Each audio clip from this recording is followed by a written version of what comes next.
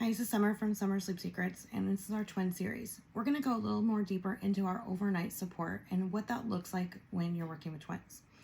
First off, it's always very surprising to clients how fast a newborn care specialist can feed, change, and back in bed. And that is our job. That's what you hire the experts, right?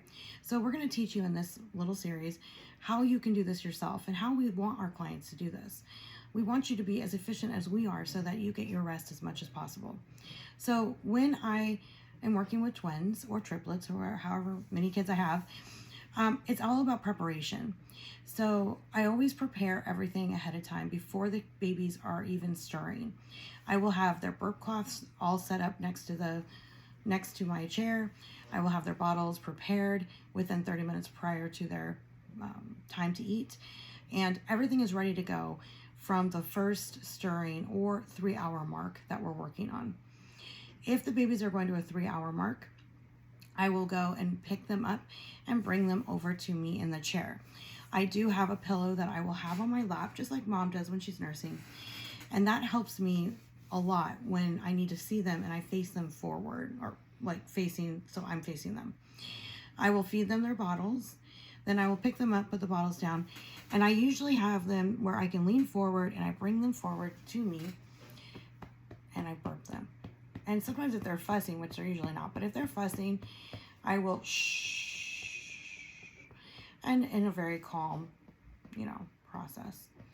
So once I've got that burp out of each of them, let's say I didn't get the burp out, I will lay the first baby down and I'll use my arm across to hold them in place, and they're always in a secure position. And I'll have that baby right here, but I can pick up the next baby who didn't burp and put them in a different position.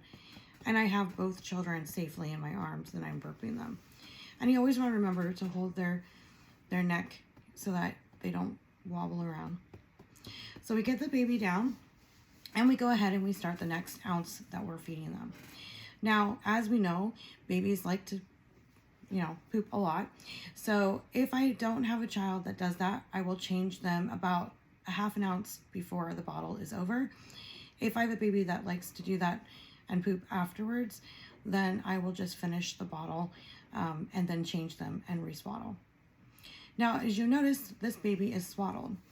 I do keep them in a swaddle while I feed them just because it keeps them nice and cozy and warm, and they are efficient eaters. But let's say we don't have efficient eaters in twins. Sometimes we don't. Sometimes they're really lazy, and actually they're not lazy, they're just tired. So I'll have to take them out of the swaddle, strip them down, turn lights on, get them stirring, and then a proper feed. Then I do the diaper change, turn off the lights, and re-swaddle and get them all cozy.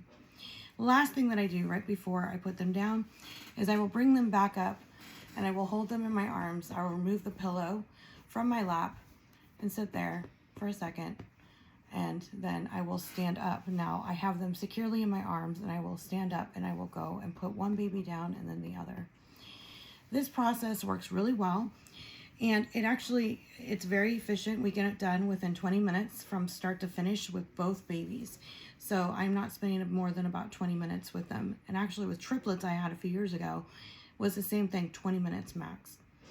So I hope this helps you, and we're going to move on to our next twin question.